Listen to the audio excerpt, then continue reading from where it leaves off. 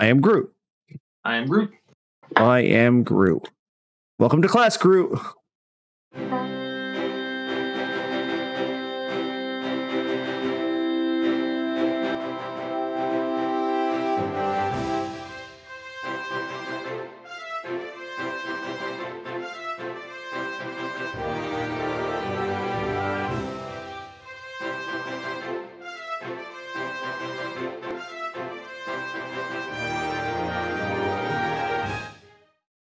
Hi, it is I. Hi.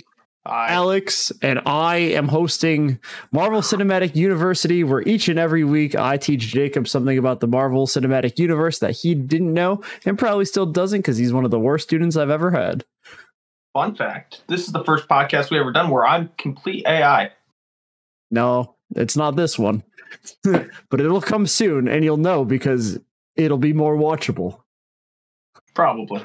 But I'm your host and Professor Alix, and with me, as always, is the worst student ever, Jacob. Hello, Jacob. Me. My hair looks awfully terrible today. It is doing Let this me weird. take a look at that right there. It's just your headphones, but for a second I thought it was just like shaving on the side, and then for some reason it was just like that, and then recut back. Yeah, it's just your headphones, but Well, look at this. Look at this thing. Look at how bad that is. Yeah. All right, Jake. Well, today we are talking about Guardians of the Galaxy Volume 2. Dose. No, Volume 2. 2. We should have grabbed some beverages because, as tradition states, This is a beverage. as is this one. Yes, as tradition, we drink during Guardians, but we didn't drink or Guardians, so here we are. Additionally, we are recording this on a Monday night. Ain't gotta Which is my weekend, so we could definitely do it. Yeah, why are you not hammered? Well, who says I'm not? This is just, I'm always like at a level hammered for this, and then there's, Guardians hammered. I'm just not Guardians hammered. Let me go to the Packy and get a 30 rack real quick. I'm gonna need more than that. Well, Jake, Guardians was released on a date that I forgot to write down. Okay. Guardians Volume 2. I believe it was August of it was May of 2016, of course. Was it 2016 or 2017? I was trying to remember No. that today. See, here's the thing. You are right. It was May 5th of 2017. Yeah, it seems like a 2017 movie. And I remember it being quite mild, but also very nice outside when we went and saw it. How do you remember that? It's a very memorable movie. And I always remember hanging out with my pal. I don't remember seeing it with you. In my defense, I saw it like 4 times. And I don't remember you being there for any of them. I'll use that as a band-aid on my feelings. Yeah, honestly, you should really just take it to heart. So it was released May 5th, 2017, and it had a budget of $200 million. I know how much it made. Oh, how much did it make, Jacob? $2 billion. See, here's the thing where you're wrong. It didn't even make one of those. Didn't make any billion. It made $868.8 million. I thought it would be higher, seeing as it's one of the best movies of all time. Well, it wasn't, and you're wrong. So, I don't know if any movie's ever broken 2 billion. I could be wrong. It could be Avatar, but Avatar might be the first one, huh? I think Avatar cost 2 billion. How many movies have grossed over 2 billion? 6 movies, in fact, have grossed over $2 billion. What movies are they? Well, here's the thing. Let me read those off to you. You see, you've got your Avengers Infinity War. Of course. Your Avatar. Naturally, yeah. Your Avengers Endgame. Yeah, I can see that. Your Avatar The Way of Water. Really? Well, yeah, it's Avatar. That's true. Star Wars The Force Awakens. And Titanic. Titanic did it, huh? Well, yeah. And I'm sure Titan is also going to gross over $2 billion. Well, I just wouldn't I don't know. I feel like Titanic's the more impressive of those. Mm-hmm. Yeah, because it's, a good movie. Yeah, well, no, because like movie tickets were like $1.25 when that movie came out. When do you think Titanic came out? 1993. Yeah, but how much do you think a movie cost? Actually, I think it was past 1993, wasn't it? Yeah, it came out in 97, first of all. First and foremost. Now, Second Google of all, the average price of a movie ticket. Okay. This really feels like I Am Groot conversation that we're wasting here. But cut this out and toss it in the I Am Groot. The average cost of a movie ticket. You were wrong. You were, in fact, very incorrect. I see. The average price of a movie ticket in 1997 was $4.59. Very wrong. You were so wrong. It wasn't $1.50. You were almost 300% wrong. Oh my! Well, when you put it like that, yeah.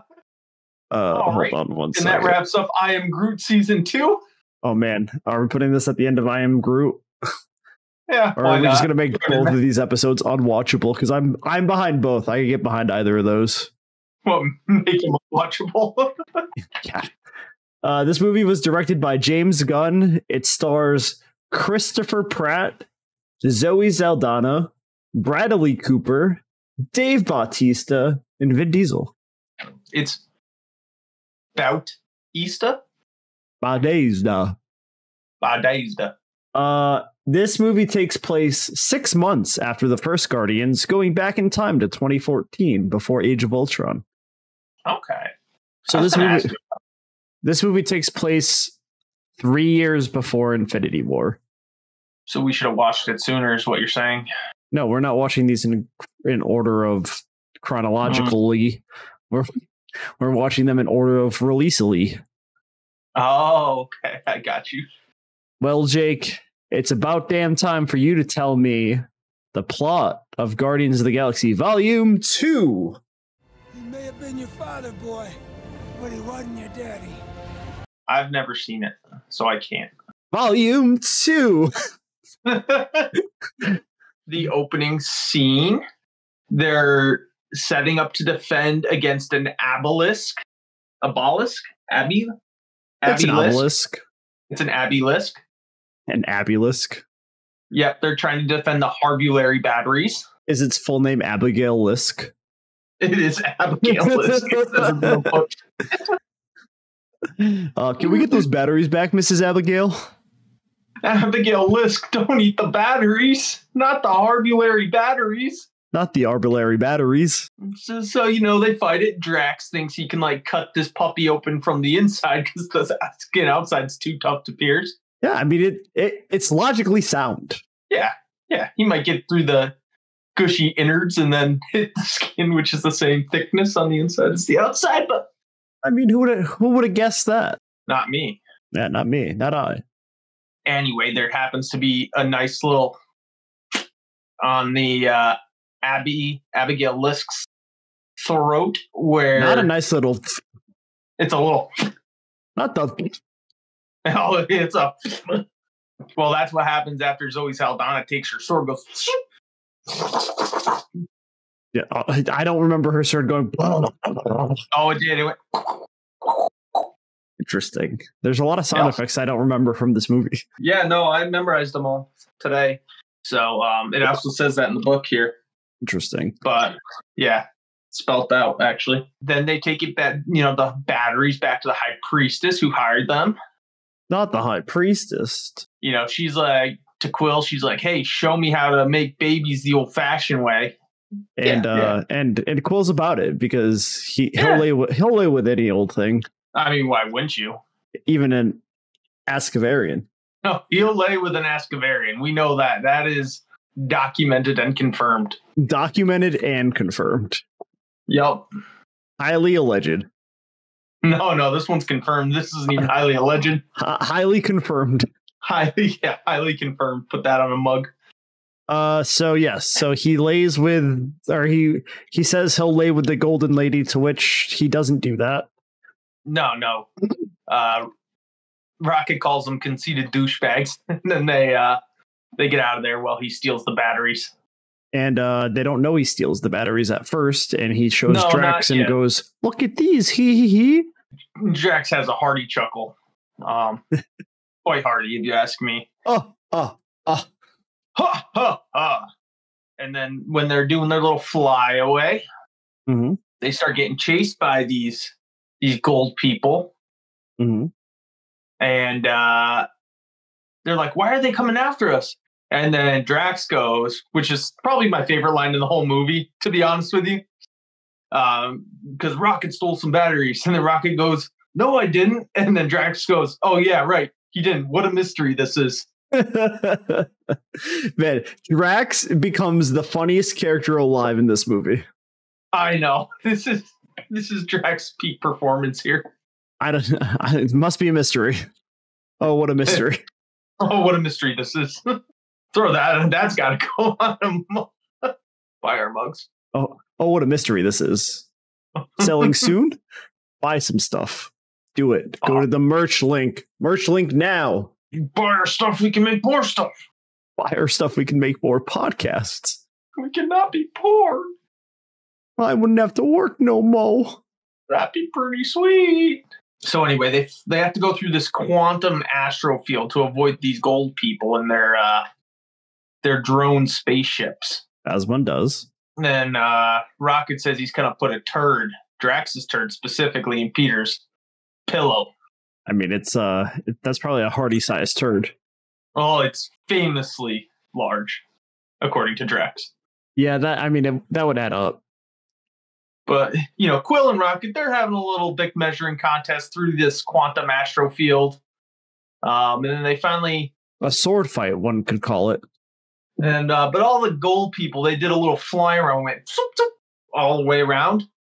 I'm sorry, that's when they went boop, boop, around the astro field. The egg ship comes around with the tiny spaceman on there. He's about that tall. He's like that tall. And destroys all the golden ships. They crash. Drax is hanging out, bouncing off trees and stuff. This one does. Yeah. They crash land. And that's when Quill meets this guy who's his daddy. No, that's his father. He ain't his daddy. That's his father. Yeah, his father. His not father. His daddy. It ain't his daddy, boy. It ain't his daddy, boy. So then they split off, Gamora, Quill, and Drax. They all go to Ego's planet. Ego's the guy they met, the tiny spaceman. The dad. Or sorry, the father. The father, yeah. The father, not the dad. And Rocket's in full asshole mode. As usual. Fixing the ship with, leaves behind, why can't I? Yeah. So Groot, Rocket, and Karen Gillian. You got it here. It's Nebula, you dumb fuck. How many times have you seen this movie? 500 times, probably. 536,700,000. That's how many times Jake has watched this film. It's like my comfort movie when I go to bed. All the Guardians are. It's because they're great movies. And because you're usually drunk, and that's the rule. You have to be drunk to watch the movies. It's true, yeah. So they split up. Rocket fixing the ship and whatever. They go to Ego's planet. Called Ego. And while they're on their way there, Mantis does this little thing with her antennas. Basically, it's like, oh, you have feelings and you're in deep love with Gamora. Feelings? You remember feelings, right? And let's see what happens after that. Oh, then it kind of goes, they're flying there. I think at this point it goes back to Rocket. Yeah, a little. No, I think it goes to the Ravagers first. So they're on the snow planet, drinking away with the yellow strippers. Yep, I forgot that part was right here. Yeah, they got the orange juice strippers. The orange juice strippers. Well, they're orange. Pretty sure Howard the Duck's in this scene too. He is absolutely in this scene. If you don't think I know every scene in the MCU where Howard the Duck appears, you're wrong. And this is one of them. Yep. This is where you learn that he may or may not be a Ravager. And then Sylvester Stallone walks in and is like, where is Tweety Bird? Oh yeah, he's like, I'm the putty cat. Where's the Tweety bird? I thought I saw a putty cat. Wow, we're getting real distracted in this episode. Yeah, this is gonna be a 4-hour episode. Whoopsie I guess daisy. it makes up for all our 15-minute episodes we've been rolling out. Well, we only rolled out that one last week. The one before that was an hour. All right. The one before that was like 5 minutes. Yeah. Then there's I Am Groot. And next week is I Am Groot 2. So honestly, this might just be part of I Am Groot 2. Might be a 2-parter. Just do a 2-parter. Yeah. All right. So they're on they're doing the drinking. Stallone comes in. You just lost the business of 49 Ravager factions by serving one. Because he hates Yondu. Well, he doesn't take pleasure in it, but he understands what he has to do. As a Ravager. As a true Ravager, as we find out, Yondu broke the code years ago. Yeah, they don't deal in kids. They do not deal in childs. And then from there, Taserface. Yes, Mr. Taser. He's like, he's weak. You know, this is kind of where he plants the seed with everyone about He's a little Yondu. drinky. He's a little drinky, but I think, you know, his true personality came out here. I think he's a truthful booze bag. Yeah, he does seem like a pretty truthful booze bag kind of guy. And now I think this is when they go back to the planet they crashed on. Yes, you're right. You are correct, Amundo. No, you're wrong. No. You're wrong. I knew you were wrong the whole time. I was just trying to give you emotional support. You were supporting me when I needed it most, and I thank you for that. But they go back to Ego's planet now, where they're kind of like walking around, seeing it, getting a feel for the joint. Yeah, they're like, "Oh, this place is nice and cushy." Yeah, and then seems like the kind of place you could bang every species in the universe. Definitely bury the children. Yeah, sure. I mean, you could definitely bury children there if you want to. I don't know why you'd want to, but it is the kind of place that is pretty good for it, I guess. Yeah, especially if they let you down. Yeah, especially if like you meet them for the first time and your children turn out not to be gods. That's when you just got to bury them in the backyard. Get out of here, you non-god. Oh man, this kid sucks. He's not a god. And Drax asks Ego about his dick too. Yeah, that's right. And it's not half bad. Oh. Do you have one of them ding-a-langs? I don't remember if this is the part, but at one point Drax is like, my father used to tell me about how he impregnated my mother every winter solstice. I'm pretty sure it's that same moment because Peter's like, I don't want to hear about his dick. I don't want to hear about how my parents conceived me. Why not? Yeah, it's this moment where they're walking in. You humans have such hang-ups. Oh man. Yeah, so I think and then this wraps up and then they go to the older planet. Wrong. Uh-oh. They go back to the orange juice stripper bar where the gold lady. Oh, right. I think the gold lady showed up in the previous scene, didn't she? I'm pretty sure she comes out right after Stallone goes. She might have showed up in that scene. Yeah. Yeah, because then it goes back to where Rocket's like fixing the ship, but he's also setting like booby traps in the woods. And Southern Nights is playing. Southern Nights.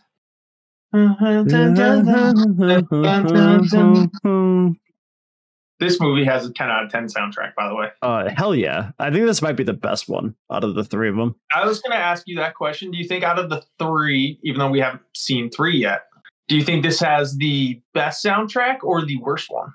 I would say worst one. Like which movies would you rank the soundtracks in? I would honestly go 2, 1, 3 if I'm being honest. Like, not that 3 had a bad soundtrack. I just think it's just in that order. It goes 2, 1, 3. Yeah, I think overall 2 probably agree with the same ranking. I think 2 is just very strong. 3 had some stronger songs, but also I think some weaker songs. Yeah, I would say 3 had like a weak middle part. Yeah, like when Beastie Boys played in 3 when they were doing that like fight scene, that was pretty sick. I was gonna say that was the best part. Yeah, that was awesome. But there's just some more forgettable songs, I think, throughout the middle part of it. Definitely, but and then 2 I think definitely. 1 just is like strong overall. I think 2 is a little better. Yeah, 2 is very consistent with the strength of the songs. Mm-hmm. And they all just hit. Yeah. And Brandy's like, literally the lyrics in Brandy are literally this movie. Yeah. When you say Brandy, you're a fine girl. All right, we're like let's fast forward here. So let's see. Yeah. So what I was going to say is booby traps. Yeah. What I was going to let me speak, boy. Boobies. Say boobies. Yeah. Booby trap. Boobies. What I was gonna say, no, Guardians of the Galaxy 2 has all the hits, just like one of the Ravengers hit the booby trap, and then they go up in the air, they go boing, boing, boing, boing, like that. Yeah, they do a little pogo stick. Yeah, a little pogo stick action. They get frazzled. Real quick, I'm gonna cut in here real quick with a little side plot here, but I think Disney World is missing an opportunity, right, to have a Guardians of the Galaxy show where it's just a bunch of Ravagers going up and down and up and down. What if they had like one of those dueling slingshots where they just loaded you in and then just and you're the Ravager? Yeah, you're the Ravager. I would never go on that ride. That sounds scary. It would be very scary. You think those Ravagers weren't scared? I mean, I'd be terrified if a little raccoon terrorized me. Yeah, you didn't on this ride too. You just have Taserface screaming in your ear the whole time, and then you can laugh at him the whole time. Yeah, and then so Rocket's like booby trapping him, but then Yondu goes. And the arrows, almost gets Rocket, but it stops like right here. And then he goes, "Oh shit! Oh shit! What's up, you blue idiot?" How many times have you seen this movie? A lot. And so they're talking, and Yondu's like, "I'm not going to give up the Guardians of the Galaxy. We're not that stupid. We can sell the batteries for $250,000 each." And they're like, $250,000? That's not even a third of $1,000,000. Dude, I thought the Ravagers are the best characters in this. No, a quarter's 25. We can't even buy new boots with 25 units. I fucking dude, the Ravagers are the best part of the Guardians movies, I would say. They're pretty funny because Kraglin backs them up too. He's like, "Captain, I'm just gonna say it one time." Poor Kraglin in this movie gets the rod stick. I killed all my friends. Oh man, I love Kraglin. Yeah, he's an A+ character. I'm glad they like actually gave him something to do in this movie and in the third one. Like the first one, he was just kind of there. Yeah, he's like one of those characters that really developed after the first movie. It was like he wasn't supposed to actually be a character, and then James Gunn's like, well, he is my brother. I should give him more to do. Yeah, no, he definitely had a breakout role in this movie. Yeah, oh yeah. Especially at the end when he gets the mohawk. Yeah, he gets the mohawk at the end. And shoots Drax in the chest. All right, so backing up, Taserface, I think, was doing something. No, he was yelling. No, they catch Rocket, and then I think they go back to Ego's planet. Yes, then it cuts back to Ego's planet. After Nebula, shot Yondu in the back of the head. It goes back to Ego's planet, and then that's when he's kind of showing like Peter the skills on how to, use his celestial powers. Peter's like, "I'm gonna make some crazy shit." And then I think it's at this point where he says he's gonna make a life-size Pac-Man or something. Yeah, I'm gonna make a life-size Pac-Man. I'm gonna make some crazy shit. Yeah, and then they go and they play catch. Yeah, they do a little father-son, a little catch of the celestial ball, if you will. See, here's the thing, right? I don't think you should call it a celestial ball. I think that's where Peter came from. He's from his father's nuts. Yeah, celestial ball. I feel like that could be like a celebrity's name. Celestial ball. Then it goes back to the spaceship, the Ravager spaceship, where they're shooting some guys up to space. They're killing my friend. And then I think they say Groot, and they're like, we're not killing him. He's too cute to kill. Take him to the tailor. Yeah, he's their new little mascot, Ravager. He gets a little Ravager suit. And then he's like, I'll be known as Taserface. And then Rocket loses it. Taserface? Like, what kind of name is Taserface? He's like, you're next. We're killing you next. And he's like, well, at least it'll be better than being named Taserface. Realistically, who names their child Taserface? Well, I think that's the name he created. I think it's his birth name. Let's see if Taserface is in here. He is. Unless his full name is Tazerel Faisal. Taserface Ball. Celestial Ball. So Taserface does the Taserface-ness, and Rocket laughs, and then they survive because Nebula's like, we don't kill raccoons here. Yeah, she's like, that's enough killing. Daddy doesn't pay the bills anymore. Take Yondu to the Kree, take Rocket to the Sovereign. Sovereign, yeah. Not to the Celestial Ball. That's I was going to say that would have worked too perfectly if they were the Celestials. Take them to the Sovereign. But then Groot goes through his whole thing trying to break him out. He doesn't like hats because he doesn't know where the hat starts and the head ends. That's why you don't like hats? I am Groot. And then he does it wrong about 7 times. Hudson brings a toe and an eye, and Rocket's like, yeah, imagine when he wakes up and he doesn't have his eye. He'll have no idea where it is. Your Rocket voice sounds like a 1950s Poindexter. I was laughing while I said it. It was tough. Yeah, he's not going to be able to find his calculator, and that's really going to get him. But that's just like, that goes along the lines of, Rocket collecting body parts. Yeah, I mean, this is like the 3rd body part he wants. Isn't that the eye they give Thor to? Well, in that he says he won that eye, so I think it's a different eye.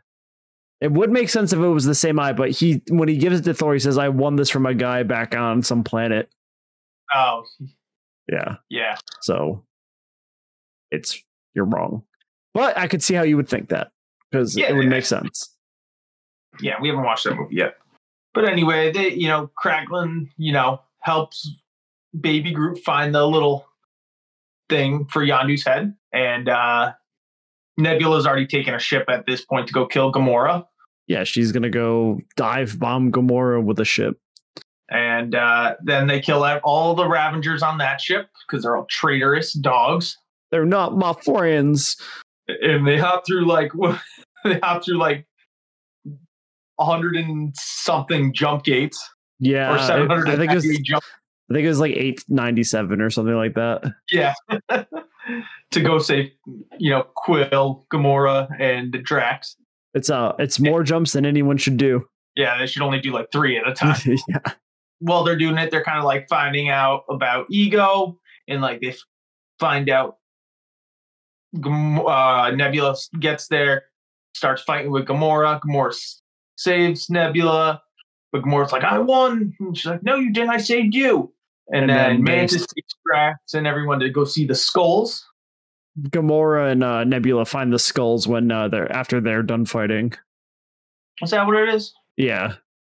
And right. And Drax and Mantis are having their conversation about how hideous Mantis is, and Drax is trying not to vomit. Yeah. And she's like, I don't like you like that, Drax. And he says, no need to get personal. Well, I was just thinking of us laying together. And so then at this point, Peter's dad has already taken Peter and was like, Brandy, she was a fine girl, but his lover is the sea. And then Peter's like, but Gamora is my lover, not the sea. And then he tells Peter that he put a tumor in his mom's head. Well, yeah, Peter starts to be like, cool, I'll be a battery. And then his dad tells him about the cancer. Which if he never did, by the way. This movie would be over right here. Yeah, like... It hurt me to put that tumor in your mother's head. And it's just immediate repercussion for his actions. It's like he's trying to be honest with his son. Well, the thing is, he doesn't have any empathy, so this is something he would say because he doesn't understand that Peter like would have any feelings for his mother because Ego doesn't have any feelings for people. It was just somebody to kill. Yeah, that's true. That's true. It really hurt to put that tumor in your mother's head. Turns him into a bowl of spaghetti. Of course I have problems. That's my freaking dad. Father. Right. His father, not his daddy. Boy. It's not his dad. But then on the way, Rocket and Yondu are on their way with Groot. You know, they're going like, woo! Their eyes. Well, no, that's before. So that they do that when they get to the planet. Then they get to the planet and they have that whole conversation about Ego, and then they go down to Ego. But yes, they do the wonky eye thing first. Yeah, they do the wonky eye thing, and that's where there's Stan Lee sighting. He's telling these alien guys a story. The Watchers. Yeah, about when he was I think a United Expressman in Civil War. Yes.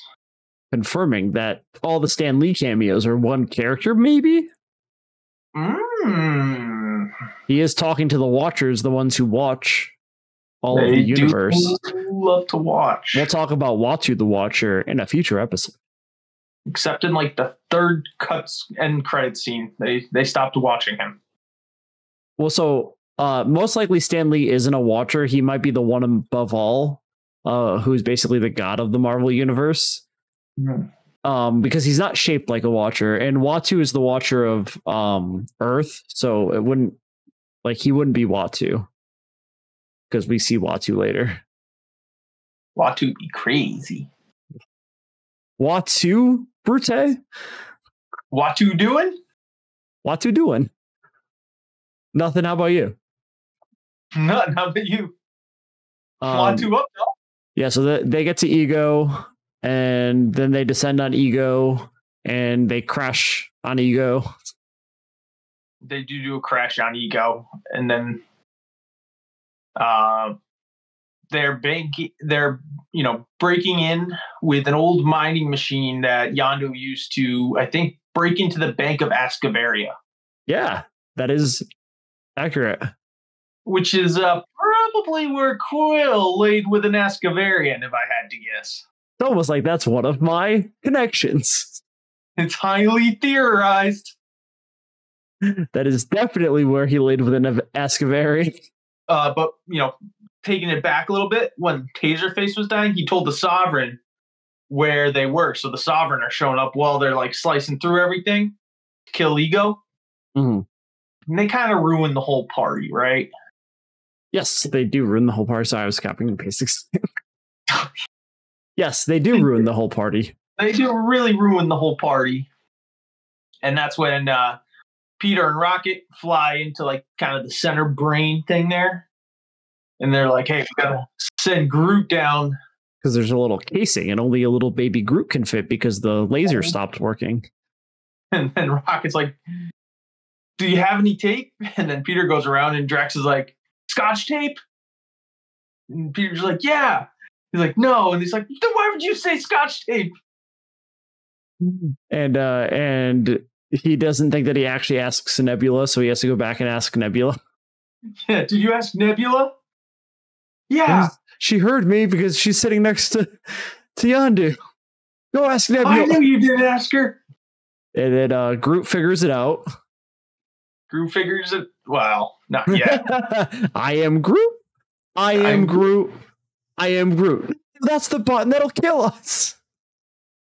I am Groot. I am Groot. I am Groot. No, that's the same thing. How is that even possible? Oh man, baby Groot.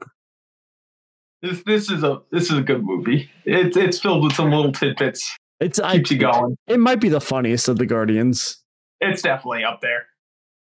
So then Groot goes into the little hole everybody else is fighting. Mantis makes the Ego goes night-nights. It doesn't last for long, though. Right, because Mantis gets hit by a rock, and then Drax goes, Mantis, look out! And then Peter turns, Peter's fighting his father. His father turns into like a superhero. Like I almost want to say like David Hasselhoff. Well, yeah, he does turn into David Hasselhoff because there's the conversation earlier where Gamora brings up that he used to tell everybody his dad was David Hasselhoff. Yeah, but Peter turns into Pac-Man and goes. Oh no, this isn't where he turns into David Hasselhoff. Ego turns into David Hasselhoff when he's first trying to convince Peter after like he finds out about the cancer thing, and he's like, "I tried to be the guy you wanted me to be," and then he turns into David Hasselhoff. There, at this point, he just turns into a giant version of himself. Okay, yeah, and Peter eats him with the Pac-Man, and then they do a little battle. Everyone's trying to escape. And Yondu's got his arrow after, they kind of like defeat Ego. Yondu's got his arrow. And he comes down like Mary Poppins, y'all. I'm Mary Poppins. Well, actually, y'all. sorry. That's when he's asleep. That's when they put Ego to sleep. So because then after when Peter is fighting Ego as Pac-Man, they're all back up in the ship. Except for Yondu, who has to stay behind to save Peter from the explosion. He might be your father, boy, but he ain't your daddy. Yeah, so he saves Peter. They go up, and then he says my favorite line of every movie ever. He may be your father, but he ain't your daddy, son. Daddy boy. Daddy boy. And then Yondu croaks. He goes. He freezes. Gets the little crystallese. He gets the confirmed kill. Yeah, he gets the confirmed kill.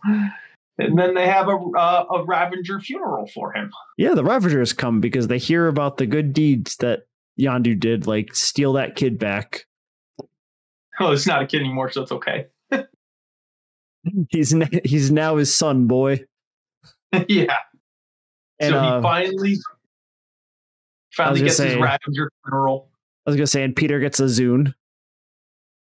A Zune? A Zune. He gets the Zune from Kraglin. Yeah, he gets the Zune. Yeah, because he opens the package, right? Yeah, and it's a Zune. What everybody on Earth is listening to these days. Everyone uses a Zune now. And we see that Zune for the rest of the time we see the Guardians. Yep. I had a Zune back in the day. Did you really? I think so. I didn't. Whoever had a Zune, I had an iPod like a normal person. Well, I got it right before my first iPod. I think it only lasted like 6 months. Yeah, that sounds right. Yeah. And then there's a couple end credit scenes, 5 to be exact. Go ahead and tell me 5? Everything that happened in them. I only saw 4, I think. So I know one of them's like the Ravager factions are like getting back together. Yeah, the original Guardians of the Galaxy. Yeah, the original Guardians of the Galaxy. The second one is we're kind of getting introduced with the Sovereign to Adam Warlock. Yes. Yep. We see Adam Warlock's cocoon. Yeah, his cocoon. And then the third one is Stanley talking to the Watchmen, where they walk away. Then there's the one where Kraglin does the whistle thing with the arrow and hits Drax in the chest. I didn't see that one. Okay. And then there's teenage Groot saying, "I am Groot." I did see that one. Yeah, his room is full of vines and stuff. Yeah, he's just a teenager having the time of his life, getting his vines everywhere. Getting his ropes. If you take a UV light to that room, it'd look like a Jackson Pollock painting.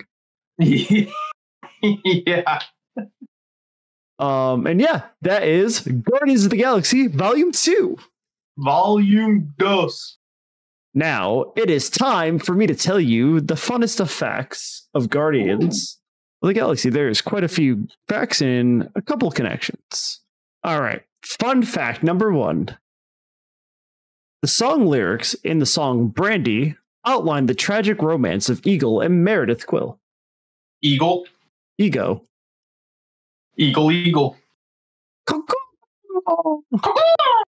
Fun fact number 2. Ego, or also known as Eagle, his car in the opening of the film has the same color scheme as the Milano. Oh. Signifying that both father and son had the same taste in color, I guess. It's genetic. Genetics. Fun fact number 3. James Gunn's dog can be seen at Dairy Queen in the parking lot.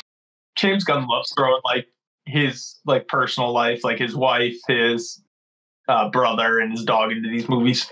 This is the second Guardians of the Galaxy film in which James Gunn's dog can be seen. In the first film, he is the dog on Morag at the beginning of the film. The Doag. The Doag on Morag. The Doag on Morag. It rhymes perfectly. Fun fact number 4. The sensor Peter uses to track the obelisk is an old Mattel handheld electronic football game. I don't know how he rigged it to work like that, but that's what it is. It says Mattel right at the top.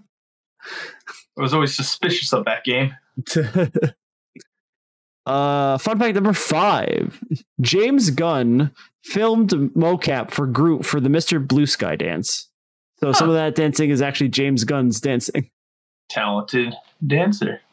I mean, he's dancing like a baby, so. Fun fact number 6.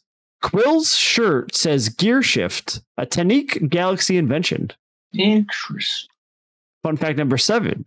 Behind Yondu on the Snow Planet bar is a photo of Walrus, Rocket's walrus friend from the comics. Teefs? It is Teef's comic book counterpart, basically. Teefs. Teefs.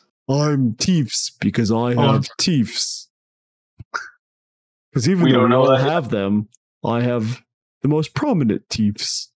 I have the most prominent Teefs. Fun fact number 8. Stakar, played by Stallone, is Starhawk from the original Guardians comics. When Rocket arrives to Ego, there is a face on the planet. This resembles Ego's form in the comics, as he is a planet with a face in the comics. He is not Peter's dad in the comics, however. He's Mordu. He's not Mordu.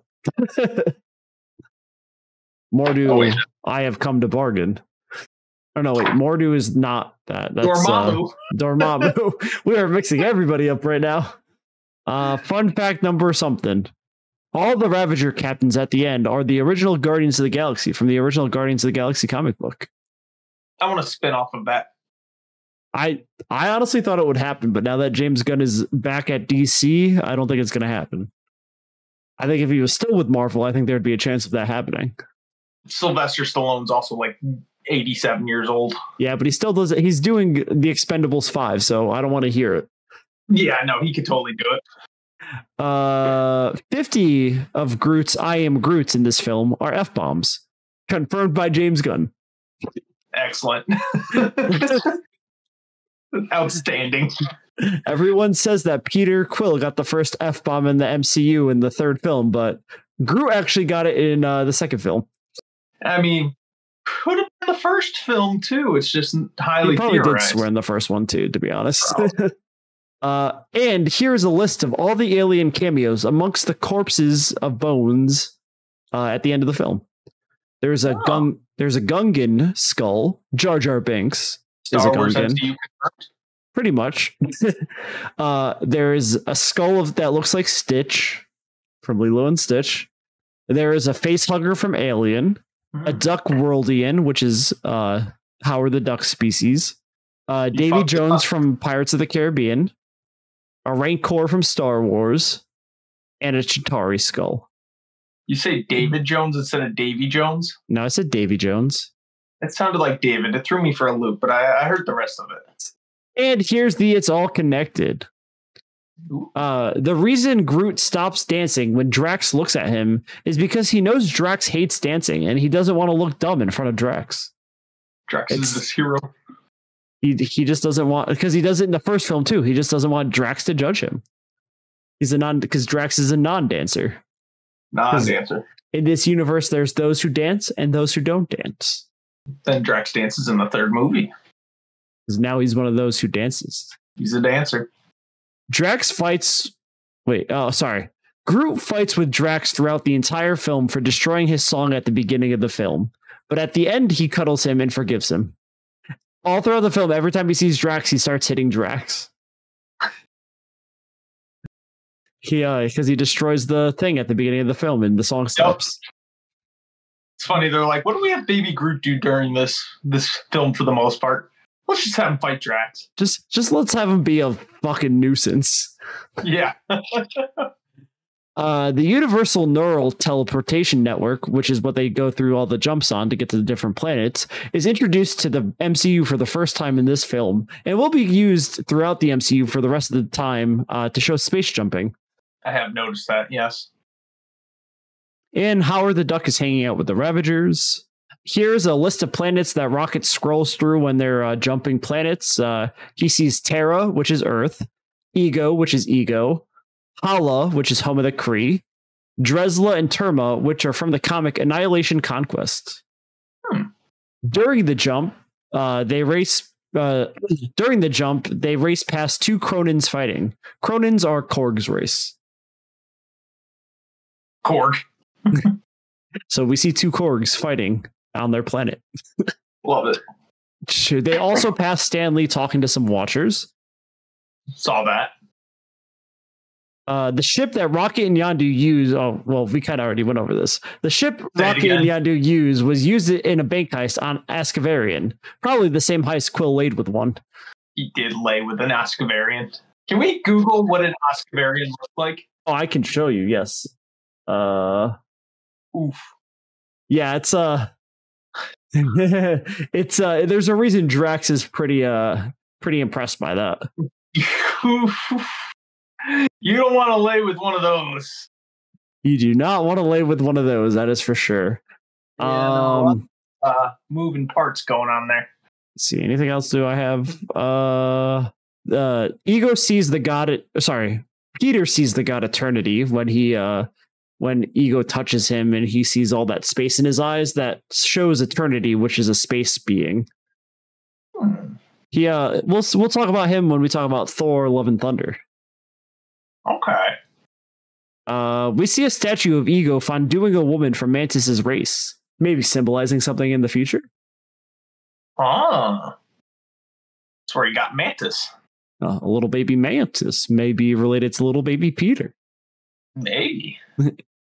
Peter's grandpa can be seen running from the blob attacking Terra. Oh yeah, because they did show that Dairy Queen in Missouri. Yeah, and they flash that Dairy Queen, and there's the dad in a truck with his caretaker that we see at the end of the third film. You know, they could have let that blob grow a little more. To take all of Missouri, Arkansas. You know what they say in Missouri? We ain't going back to Missouri. Let's see. We see Adam Warlock's cocoon. Hopefully they don't take him out of his cocoon too early. Yeah, no, they better let that thing grow. Gotta let it cook. Let him cook. In Groot's room on the wall, Groot has spray painted "fuck you" in the Kree language. Groot has a filthy mouth. We have to really talk about your language. He says, "Welcome to the Guardians of the frickin' Galaxy." Only he didn't say frickin'. And in the end credits, as the end credits roll, not as an end credit scene, but just as they're rolling, the Grandmaster has a cameo. You may remember the Grandmaster as someone we'll see later on in Thor Ragnarok for the first time. Oh, I did see that. There's a couple, he's cameos. The only one that has never appeared before. Okay. Yeah. Yeah, I did see that. Because I was watching the end credits and I was like, is that Jeff Goldblum? It was Jeff Goldblum. He just randomly appears at the end of this film. It never explained. The only explanation could be that technically him and Tavon, the Collector, are brothers, I think is what it is. I guess, yeah. They like to collect stuff. I can't remember if they're brothers or how they're related, but they're related somehow. And that's all I got for Guardians of the Galaxy. Nice. Now, your homework for next week is to watch I Am Groot Season 2, because while we're talking about Guardians, we might as well talk about the thing that just came out and be topical for once. Yeah, we might as well just say Crystal Core 97 times. And this has been Marvel Cinematic University. Where each and every week I teach Jacob something about the Marvel Cinematic Universe. You can follow us on Twitter, Instagram, TikTok, all those fun places. MCU 101, AJ Slabs, and Juicy Snake 12. And don't forget to buy our merch. Link in the bio, link over there, link here, link here, link here. Put a link there, link there, link there, link there. And when I'm inevitably too lazy to do that, cut all of this. Yep. And don't forget to come back every Thursday for a new episode of Marvel Cinematic University, and also every Monday for a new episode of Parasites and Pinheads. Yeah. And, don't lay with an Oscar-varian. And remember, they might be your father, but they're not your daddy. Boy.